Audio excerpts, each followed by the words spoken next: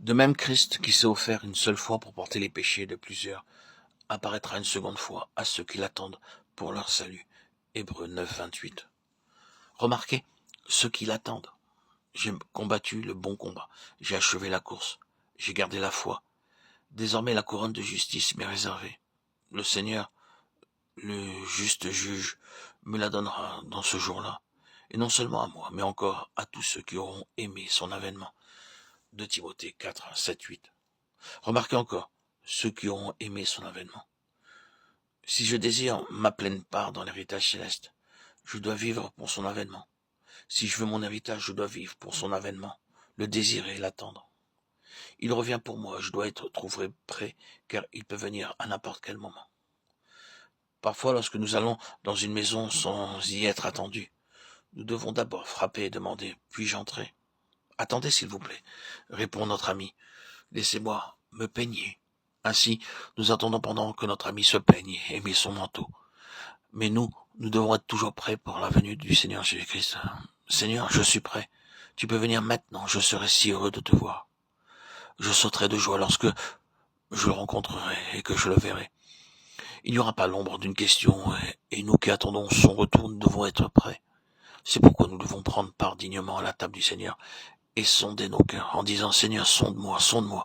Est-ce que je t'ai offensé en parole? Ai-je fait quelque chose de honteux ou d'indigne? Alors s'il te plaît, pardonne-moi. » Beaucoup de croyants n'ont aucune mauvaise conscience. Ils ont prononcé des choses blessantes, dit des mensonges, mal utilisé l'argent du Seigneur, et cependant, ils ont pris part à la table du Seigneur. Mais veillez en attendant sa venue et soyez prêts. Par la vigilance, nous jouissons de notre part de l'héritage céleste. Ceci est l'expérience que nous devons vivre. Lisons Apocalypse 3.2. Soyons vigilants et affermis. Le reste qui est prêt de mourir, car je n'ai pas trouvé tes œuvres parfaites devant Dieu.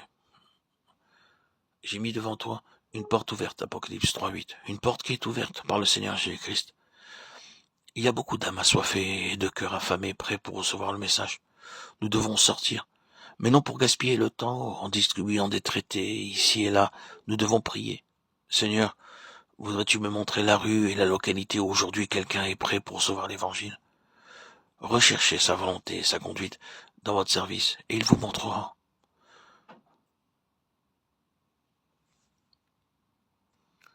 Il vous permettra les rencontres avec des âmes prêtes pour recevoir l'évangile.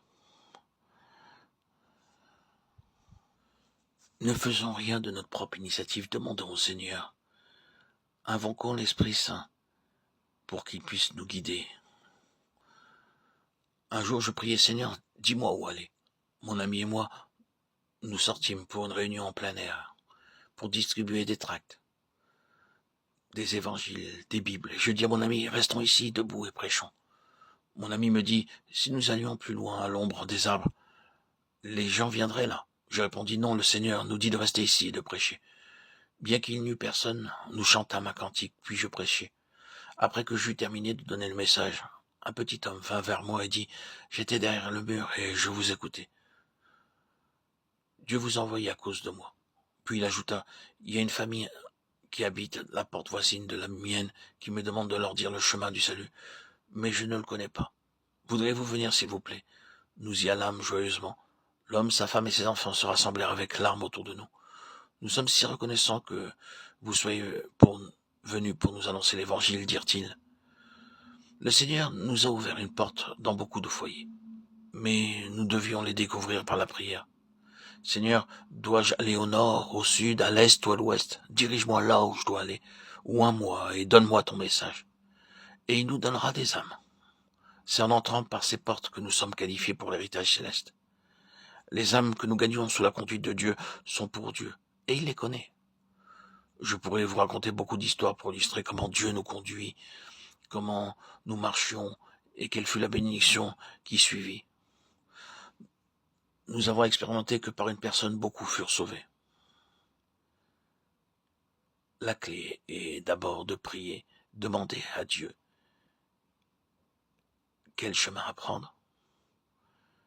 Et nous en verrons les fruits automatiquement.